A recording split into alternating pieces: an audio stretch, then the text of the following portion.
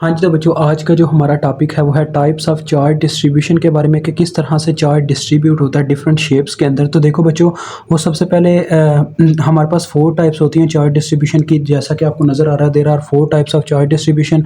Number 1 point charge, मतलब कि एक पॉइंट पे चार्जेस का इकट्ठा हो जाना, यानी कि ये एक पॉइंट है ना बच्चों, यहाँ पे बहुत सारे चार्जेस आके इकट्ठे हो जाएँ तो उसे हम बोलेंगे पॉइंट चार्ज। ठीक है, तो वो कहता क्या, इफ़ अ चार्ज शीट, यानी कि अगर एक चार्ज शीट है जिसने कैरी किए हुए हैं, carries very small amount of charges as compare to its surrounding, then it is treated as a point charge. मतलब बच्चों वो क्या क्या कहना चाह रहा है कि एक चार्ज शीट है जिसके अंदर कह लें बहुत ही कम अमाउंट है हमारे पास चार्जेस की, सराउंडिंग को अगर देखा जाए, यानी कि उसकी जो सराउंडिंग है वो खाली पड़ी हुई हैं, एम्प्टी हैं, जो चार्जेस उसमें अमाउंट है वो वेरी वेरी स्मॉल है, तो फिर हम उसको किस तरह से ट्रीट करते हैं, पॉइंट चार्जेस के तौर पे। ठीक है, ये थोड़ी सी क्रिटिकल है, आप समझ जाओ तो काफ़ी इजीली इसकी डेफिनेशन लिख सकते हो, बाकी सारे आप इसमें रिलेट करते हैं वो आप इजीली याद कर लोगे। देखो लाइन चार्ज, बच्चों देखो वो कहता है when charges are uniformly distributed along a line then this is called line charge, यानी कि जब हम क्या करते हैं, चार्जेस जो हैं हमारे यूनिफॉर्मली यानी कि इक्वली डिस्ट्रीब्यूट हो जाते हैं, डिवाइड हो जाते हैं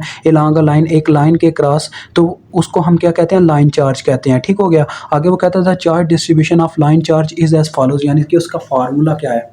तो देखो बच्चों, रो ऑफ एल, यानी कि इसको कहते हैं डेंसिटी ऑफ एल, मतलब कि चार्ज स्प्रेडिंग आप कह लो, चार्ज डिस्ट्रीब्यूशन एक ही बात है। तो क्या जी है, total charge over total length, यानी कि टोटल चार्ज इन कूलम्स, आगे यूनिट भी लिखा है ना, यूनिट को भी इंग्लिश में लिख दिया गया है, टोटल चार्ज इन कूलम्स, यानी कि इसका जो यूनिट होगा वो कूलम में होगा। ठीक है, over total length in metres, centimetre में ना हो, मीटर में हो बच्चों, इतना याद रखना। ठीक हो गया।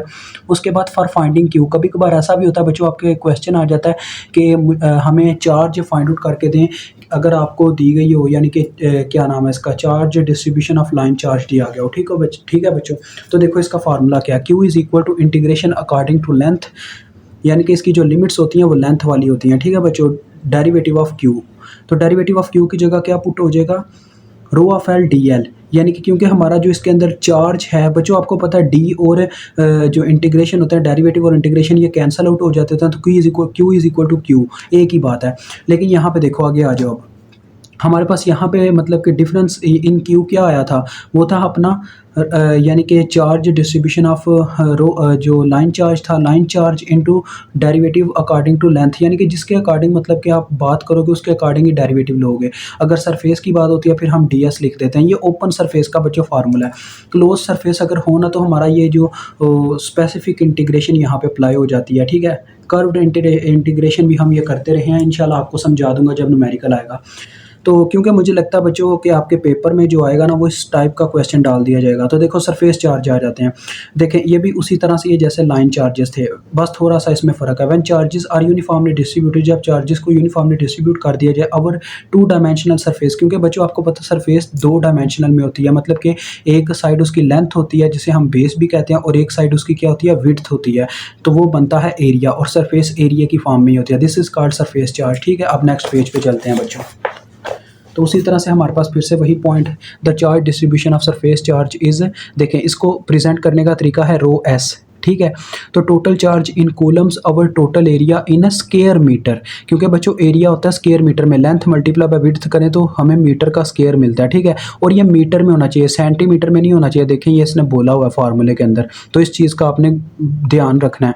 देखें कूलम ओवर मीटर स्क्वायर इसका यूनिट होगा। ठीक है, फॉर फाइंडिंग क्यू फिर से वही बात है स्टूडेंट, बस यहाँ पे क्या आ गया, सरफेस की डेंसिटी आ गया और यहाँ पे नीचे सरफेस का एस आ गया, लिमिट सरफेस की अप्लाई होगी। ठीक हो गया, तो क्लोज सरफेस का वही सीन है इसमें भी, बस आगे वॉल्यूम चार्ज पढ़ लें क्योंकि इतना लंबा लेक्चर देने का फ़ायदा को नहीं है, एक ही बात बार बार दोहराई जा रही है। देखें when charges are distributed uniformly in a volume, यानी कि एक वॉल्यूम के अंदर 3 डायमेंशनल स्टेट के अंदर जब बच्चों क्या हो जी, चार्जेस को डिस्ट्रीब्यूट कर दिया जाए तो वो वॉल्यूम चार्ज कहलाता है। ठीक है बच्चों, तो चार्ज डिस्ट्रीब्यूशन इसकी क्या होती है, रो वी। देखें ये जो वी है ये प्रेजेंट कर रहा है वॉल्यूम का चार्ज। ठीक है, टोटल चार्ज इन कूलम्स, और इसमें क्या होगा, क्यूबिक मीटर होगा, क्योंकि वॉल्यूम में मीटर क्यूब आ जाता होता है। दैट्स वाई देखें बटे में क्या लिखा हुआ है, total volume in cubic metre. देखें इसका यूनिट क्या हुआ, कूलम पर मीटर क्यूब।